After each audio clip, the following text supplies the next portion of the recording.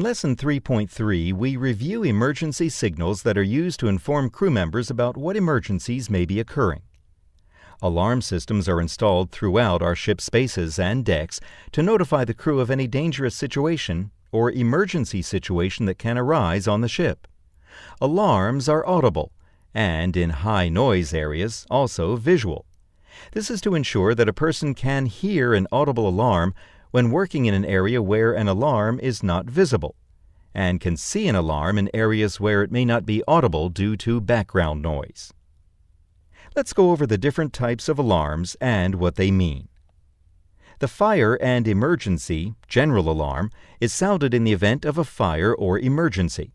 This alarm will have a continuous blast of the ship's whistle for a period of not less than 10 seconds, supplemented by a similar signal on the general alarm, and followed by a descriptive public address system announcement.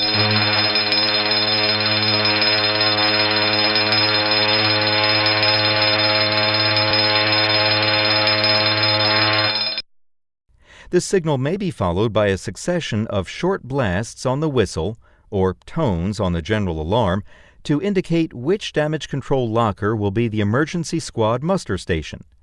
All crew shall immediately proceed to their stations. If you are located in the accommodation area, in or near your stateroom when an alarm sounds, you should bring your personal flotation device, life jacket, immersion suit, warm clothing, and any required medications with you to your muster station. If you are in other areas of the ship where your stateroom is not readily accessible, additional storage locations for spare PFDs are available. The abandoned ship alarm is used in the event the master determines all personnel shall prepare to evacuate the ship.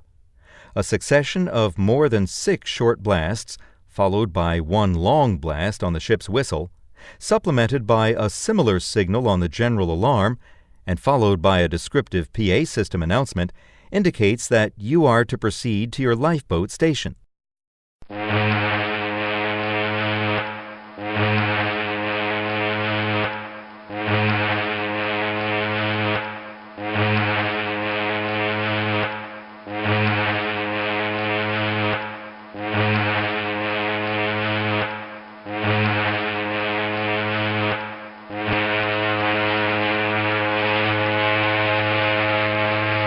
Supplemental whistle signals are used to direct boat officers to lower or to stop lowering the lifeboats. 1 blast, to lower. 2 blasts, stop lowering. 3 blasts, secure from boat stations. All personnel shall follow the directions of the boat officers for orderly loading and launching of lifeboats and life rafts. The man overboard alarm is used in the event a crew member has fallen overboard. A succession of 3 prolonged blasts of the whistle, supplemented by a similar signal on the general alarm, indicates a man overboard.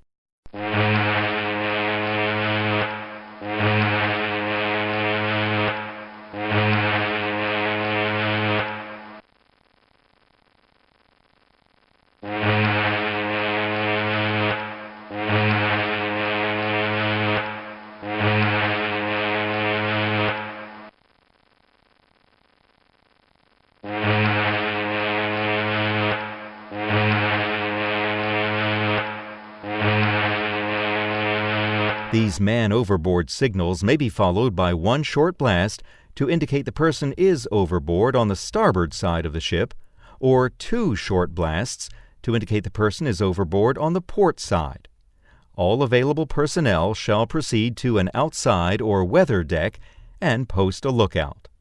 If the man overboard is spotted, throw a life ring or other buoy and object in the water, keep the victim in sight at all times, yell to alert others, and keep pointing to the victim's location with an outstretched arm so that the officers on the bridge can direct the ship toward him. The security alert or breach alarm is a succession of blasts on the ship's whistle, prolonged, short, short, and prolonged.